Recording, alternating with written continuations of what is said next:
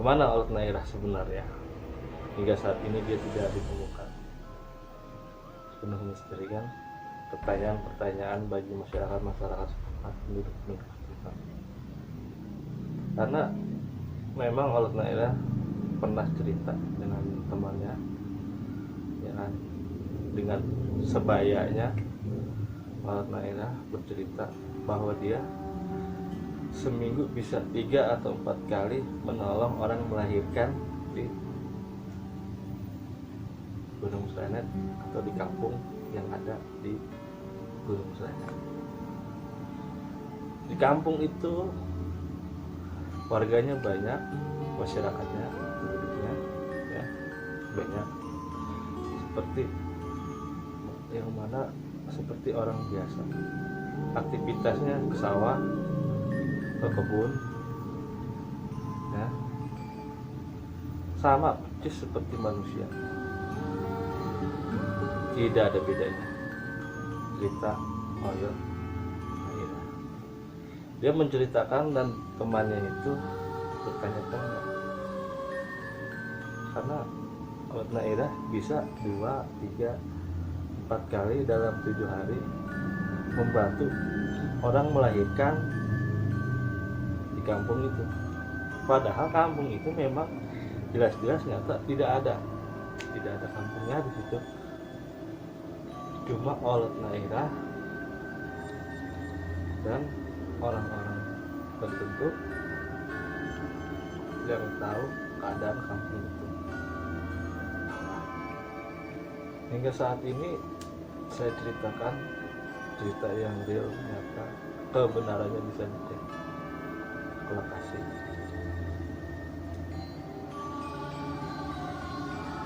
Pada waktu itu nih Olet Nairah bercerita tentang orang yang melahirkan, dan di kampung itu pun sangat menghormati Olet Nairah. Semua yang ada di kampung itu yang berlokasi di Gunung Srenet, di gunung-gunungan ya, di kaki gunung, semua masyarakatnya sangat menghargai Olet Nairah. Kepada Olet Nairah semua welcome, jabat tangan, salaman, sangat sopan baik sekali dengan Olet Nairah. Olet Nairah menceritakan kepada temannya, dari hari ke hari, bulan ke bulan, tahun ke tahun, Olet Nairah terus bercerita kepada temannya bahwa dia sering ngajak temannya untuk ke kampung itu, dan temannya bingung kampung mana, padahal di situ tidak ada kampung. Nggak ada kampung ya, kalau ada kampung mungkin tidak bingung. Sayangnya Olet Nairah tidak menyadari bahwa di Gunung Srenet tidak ada kampung. Yang dia tahu, dia menolong warga kampung yang ada di kaki Gunung Srenet, di gunung-gunungan, lalu membantu melahirkan anak yang lahiran. Kalau nggak ibu, kalau nggak istrinya melahirkan, kalau istrinya melahirkan suaminya yang berumah Olet Nairah, kalau anaknya lahirin bapaknya yang rumah Olet Nairah. Itulah. Pada waktu ketika Olet Nairah pernah cerita mau dikasih tempat lahan yang luas di kaki Gunung Srenet, dan Olet Nairah suruh tinggal di sana ya, suruh tinggal di kaki Gunung Srenet. Olet Nairah cerita dia mau dikasih tempat luas, sawah buat dia berladang, dan dia membantu orang melahirkan di sana, karena menurut dia orang sana kasihan sama Olet Nairah karena dia udah tua, umurnya sekitar kurang lebih 90 tahun. Makanya warga penduduk kampung Gunung Srenet atau gunung-gunungan yang ada di kaki Gunung Srenet kasihan sama Olet Nairah, makanya dia suruh tinggal di situ.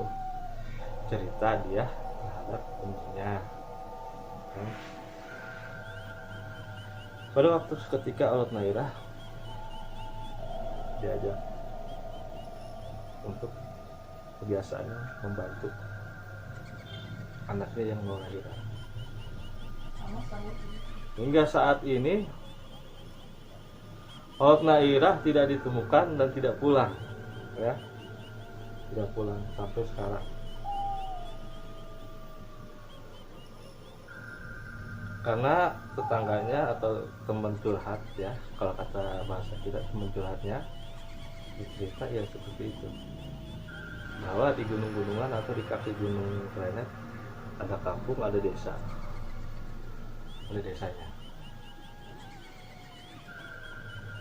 Dan sekarang bahasa para kalau dulu orang tua dulu, sepuh dulu ya, ada kebiasaan ya, kalau mau ke hutan atau kalau mau naik ke gunung Klenet ada bahasa seperti itu. Bahasa dulu, bahasa zaman dulu yang sampai sekarang selalu dilakukan oleh penduduk setempat. Kalau melewati jalan itu, kalau mau ke gunung Klenet, dan juga kalau mau melewati kaki gunung Klenet, bahasa yang seperti assalamualaikum, saya cucunya Allah Naira menumpang. Dipercaya bahasa seperti itu bisa selamat, dalam arti kata selamatnya dari binatang yang ada di situ, karena di situ masih banyak babi hutan, monyet, dan juga harimau. Kalau ada bahasa seperti itu, penduduk mempercayai dia selamat dan tidak terjadi apa-apa. Ya, bahasa seperti assalamualaikum, saya cucunya Allah Naira mau numpang lewat. Dan bahasa seperti itu atau mitos seperti itu sampai sekarang sering dilakukan oleh penduduk setempat. Pesan ketiga akan saya ceritakan kembali tentang misteri yang lainnya selain Allah Naira, masih di wilayah